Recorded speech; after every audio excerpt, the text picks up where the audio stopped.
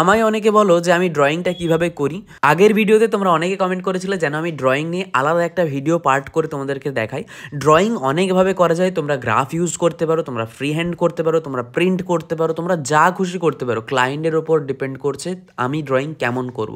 কারণ অনেকে চান একটু নিজস্বতা, একটু ফ্রি হ্যান্ড বেস কাজ তারা বেশি পছন্দ করেন, আবার অনেকে চান একদম নিখুঁত।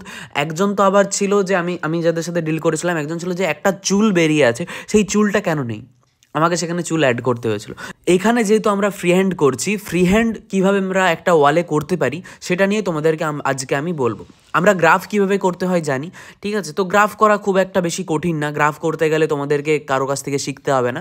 বাট ফ্রি হ্যান্ডটা একটু ড্রয়িং বেসটা থাকাটা খুব দরকার, ড্রয়িং সম্পর্কে একটু নলেজটা থাকা দরকার। যখন আমরা ফ্রি হ্যান্ড ড্রয়িং করি তখন আমরা কী করি, হয় কোনো ফোন দেখে ছবি আঁকি, না হলে ট্যাব দেখে ছবি আঁকি, অথবা কোনো একটা ছোটো প্রিন্ট আউট বের করে নিই, সেই দেখে ছবি আঁকি।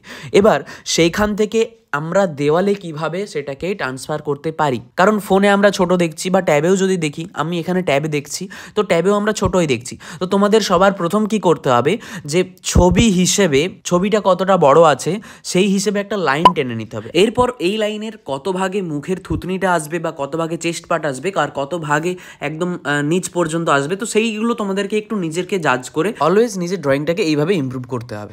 যেহেতু আমি ফোনে এডিট করি, আমি নিচের লাইনটা টানতে পারলাম না, লেয়ার আর নিচ্ছিল না, বাট তোমরা সবসময় এইভাবেই ড্রয়িংটা করবে, ড্রয়িংটা এইভাবেই নিজেকে ইমপ্রুভ করার চেষ্টা করবে। ফ্রি হ্যান্ড ড্রয়িং তো খুবই দরকার, ডাইরেক্ট দেওয়ালে গিয়ে ফ্রি হ্যান্ড করতে যেও না। সবার প্রথম যদি তোমাদের সেই রকম এক্সপিরিয়েন্স না থাকে, প্রথম খাতায় একটু করে নিও বা বড় কোনো পেজে করে নিও, তাহলে ওয়ালে গিয়ে ভুলটা কম হবে। কারণ যদি এখানে ভুল হয় তুমি ইরেজ করতে পারবে না, ডাইরেক্ট পেন্সিলেই তোমাকে করতে হচ্ছে।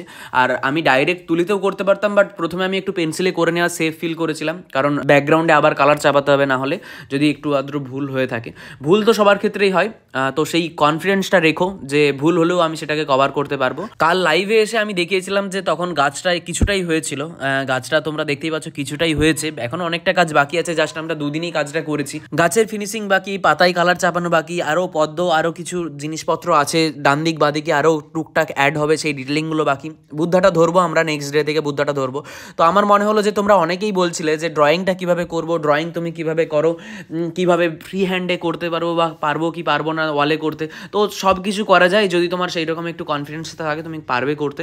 তো এইভাবে একটু দেখে নিও। আর তার আগে সবসময় আমি একটা কথা বলবো, ফ্রি হ্যান্ড হঠাৎ করে দেওয়ালে গিয়ে করার থেকে তোমার সব থেকে বেটার হয় তুমি বাড়িতে বসে আগে একটু প্র্যাকটিস করে নাও, তারপর দেওয়ালে গিয়ে করো, কারণ জোশে হোশ না হারানোই ভালো। আরেকটা কথা আমি বলতে চাই যে আমি সবার কমেন্ট পড়ি, সবাইকে সেভাবে রিপ্লাই করার সুযোগ হয়ে ওঠে না, সময় হয়ে ওঠে না, একটু ব্যস্ত থাকার জন্য। তো সবাইকে অনেক ভালোবাসা, তোমরা আমার পাশে থেকো। আমি চেষ্টা করবো রোজ কিছু না কিছু তোমাদেরকে শেখানোর, যেমন আজকে আমি শেখাতে চেষ্টা করলাম যে আমরা ড্রয়িংটা কিভাবে করব। আশা করি তোমরা বুঝতে পেরেছো। যদি বুঝতে না পারো আমাকে অবশ্যই কমেন্ট করো, আমি আবার কোনো এক সময় এইভাবেই ড্রয়িং নিয়ে আসবো, তোমাদেরকে হেল্প করার চেষ্টা করব, নিজে ইমপ্রুভ করার সাথে সাথে চেষ্টা করব তোমরাও যাতে ইমপ্রুভ করতে পারো। দেখা হচ্ছে পরের ভিডিওতে, ভালো থেকো, সুস্থ থেকো, বাই।